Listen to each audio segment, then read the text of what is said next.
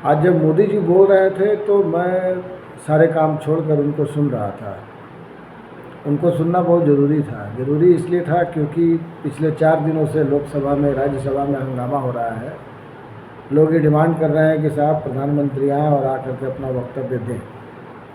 प्रधानमंत्री नहीं आए। अच्छा देखिए, आज बड़ी मज़ेदार बात हुई। भारतीय जनता पार्टी की संसदीय बोर्ड की जो बैठक हुई है उसका आप स्थान पता कर लीजिए कहाँ हुआ है। और 100 कदम की दूरी पर लोकसभा है। प्रधानमंत्री क्यों डर गए हैं, किससे डर गए हैं, भगवान जाने।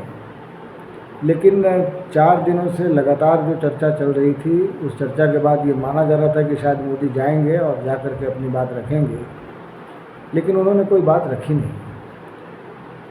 भारतीय जनता पार्टी संसदीय बोर्ड की बैठक में जो बातें उन्होंने कही, वो एक प्रधानमंत्री के तौर पर रिकॉर्ड में, चूँकि लोकसभा में तो बोले नहीं तो रिकॉर्ड में रहेगा नहीं, लेकिन मीडिया के रिकॉर्ड में वो रहेगा और आने वाले दिनों में इन बातों पर चर्चा हो सकती है।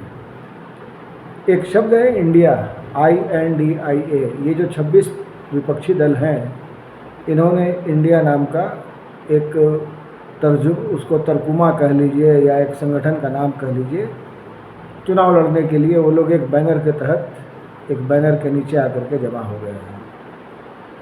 उस इंडिया की बात देश में विदेश में जिस तरीके से भी हो रही हो, देश के प्रधानमंत्री ने बड़े अहमक तरीके से उस इंडिया का इस्तेमाल, मतलब साहब आप इंडियन मुजाहिदीन की बात कर रहे हैं, आप PFI की बात कर रहे हैं, आतंकवादी संगठनों से आप इंडिया का रिश्ता जोड़ करके क्या साबित करना चाहते हैं, मेरी समझ में नहीं आया।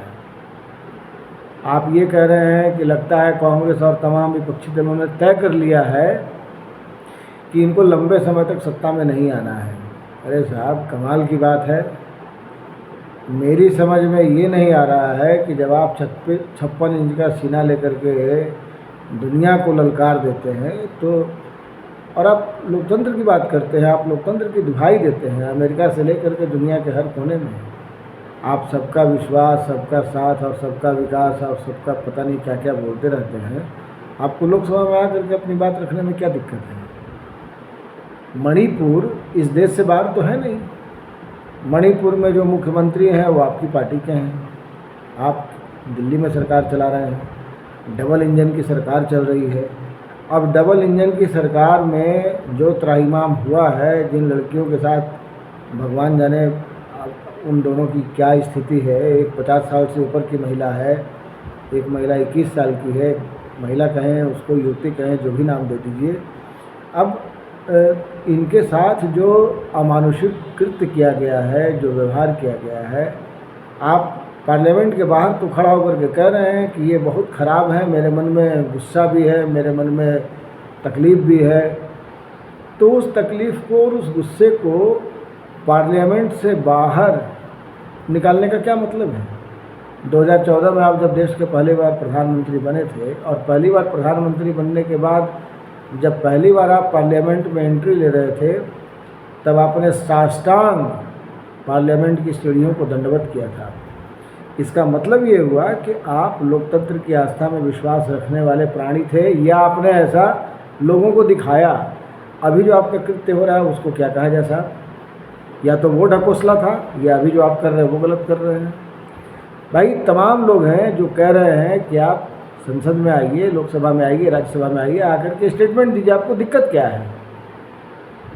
और इस तरह की बातों को जब पूरे देश में ही नहीं, विदेशों में भी इस वायरल वीडियो को लेकर के तमाम तरह की बातें कही जा रही है, तो आपको अपना स्टेटमेंट जारी करने में क्या दिक्कत है? और आपको लोकसभा में आने में परेशानी क्या है, दिक्कत क्या है? तो बजाय लोकसभा में आने के आप जिस तरीके से संविधान को ठेंगा दिखा रहे हैं, आप वही 100 मीटर की दूरी पर पार्लियामेंट बोर्ड की भारतीय जनता पार्टी की बैठक को संबोधित करते हैं। 100 कदम आप चल जाएंगे तो क्या हो जाएगा साहब? लोकसभा में आप अगर एक स्टेटमेंट दे देंगे तो क्या हो जाएगा? लेकिन आप में नैतिक बल शायद नहीं है। आपको पता है कि गलत हुआ है, और इसके अलावा पिछले 9 साल का कच्चा चिट्ठा अगर खोला जाए तो वहाँ पर भी बहुत सारे गड्ढे मिलेंगे। इंडिया नाम से आपको इतनी चिढ़ कैसे हो गई साहब? आपने पिछले 9 साल में make in India, Khelo India, पता नहीं इंडिया शब्द का इस्तेमाल करके कितनी योजनाएं चलाई हैं, वहाँ पर तो इंडिया का इस्तेमाल सही है। और 26 लोगों ने अगर एक फ्रंट बना लिया, उसका नाम इंडिया रख दिया, तो आप राजनीति में इतनी बुरी तरह फंस चुके हैं, आप चुनावी मैकेनिज़्म को इस तरीके से अपने जीवन में उतार चुके हैं कि आपको वहाँ पर भी इंडिया में पॉलिटिक्स दिख रही है। अरे इंडिया नाम से क्या पॉलिटिक्स करना है भाई? जिसमें दम होगा। आपने अगर 9 साल काम किया है तो आपको 56 नहीं 86 इंची का सीना लेकर के चलना चाहिए। अगर आपने काम नहीं किया है तो आप मुँह चुमाते हुए ऐसे ही भागते रहेंगे। लेकिन ये डेमोक्रेटिक कंट्री है। आप खुद ही कई बार कह चुके हैं कि भारत गणराज्य है और यहाँ पर लोकतंत्र दुनिया की सबसे पुरानी व्यवस्था के तहत चल रही है, और गणराज्य, वैशाली, ये सब आप कह चुके हैं। आपको क्या लगता है कि आप अगर लोकसभा में नहीं आएंगे तो ये लोग चुप हो जाएंगे? ये लोग चुप होने वाले नहीं हैं। इम्फाल में देखिए क्या स्थिति है। आर सिंह के घर पर भी आज लोग पहुंच गए। वो भी चाह रहे हैं कि संसद में प्रधानमंत्री जा कर के ये जो नगा है और बाकी के विद्रोही गुट है, ये लोग भी चाह रहे हैं कि आप वहाँ जा कर के अपना स्टेटमेंट दीजिए, सरकार का पक्ष सामने रखिए। अभी चिंटू पिंटू को आप लगा दे रहे हैं। चिंटू पिंटू क्या स्टेटमेंट देगा? फिर चिंटू पिंटू ही देश के प्रधानमंत्री बन जाए। देश का जो प्रधानमंत्री है उसकी जिम्मेदारी क्या है? इतना लोमहर्षक घटना हुई है तो उसके बारे में आपको पार्लियामेंट में, और आप तो देश के प्रति जिम्मेदार हैं, लोकसभा और राज्यसभा के प्रति जिम्मेदार हैं आप। तो आप अगर इन चीज़ों को नहीं करेंगे तो लोग तो आपके बारे में बहुत तरह की बातें कह रहे हैं। एक जो मानसिकता लोगों की बनती जा रही है वो तो आपको खोखला मोदी और पता नहीं क्या क्या खोखला सीना वाला इंसान कह रहे हैं, गालियाँ भी दे रहे हैं, आप सुन नहीं पाइएगा। और मेरा मकसद अपना मुंह गंदा करना नहीं है। आज की जो स्थिति है उस स्थिति परिस्थिति में अगर प्रधानमंत्री जी चाहते हैं कि देश का माहौल अच्छा रहे, देखिए चुनाव तो आएंगे और जाएंगे, कोई जीतेगा कोई हारेगा।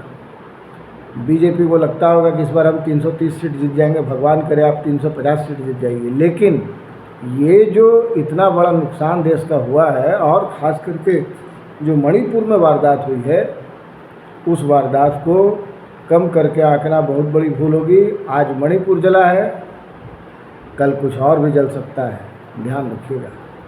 धन्यवाद।